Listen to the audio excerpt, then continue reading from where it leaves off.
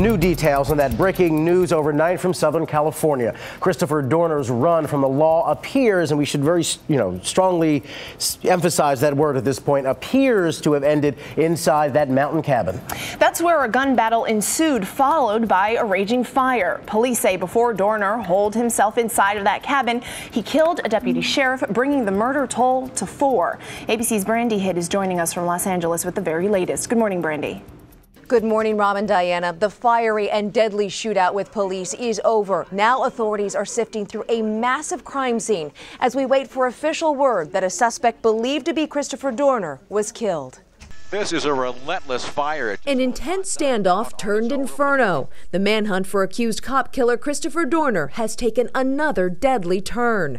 After a week on the run, police say a suspect matching Dorner's description was involved in a shootout with deputies. We believe that someone was inside, and that was the person that stole the vehicle and fled, then abandoned the vehicle, ran into the forest and inside this cabin where he barricaded himself. And there's no indication. And was engaged in gunfire with our deputy sheriffs, shot 2 of our deputy sheriffs, and 1 of those deputies died.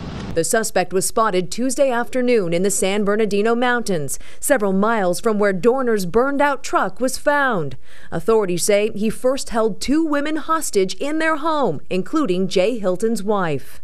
He had tied them in, broke in and tied them up, and then stole the car. They're okay. As far as we know, they're fine. In fact, one of the hostages untied herself and called 911. But when deputies caught up to the suspect, he abandoned the stolen car and fled on foot, leading to a shootout. The tense moments of gunfire were caught on the air during this live report on KCBS.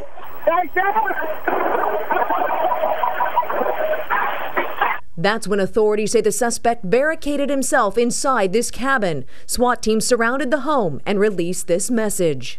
Enough is enough. It's time to turn yourself in. It's time to stop the bloodshed. It's time to let this event and let this incident be over. But Dorner promised in his alleged online manifesto there would be no negotiating. Gunshots were fired.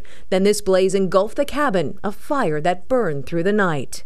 Now, despite earlier reports that a body has been found at the scene, the LAPD says no body has been removed because the cabin is still too hot to search. Rob and Diana.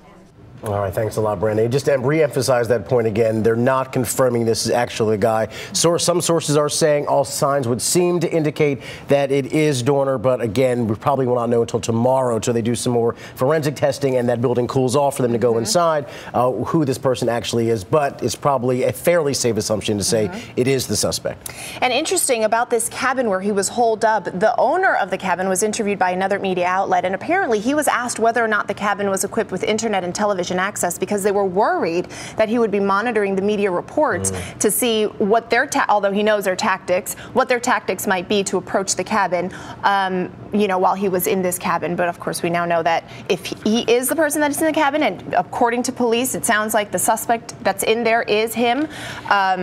He didn't have any access to television or internet, which is what they were expecting. No, so right. No, he did not have any access to exactly. it. So that's what they were hoping for. We'll keep an eye on that story, of course, throughout the morning.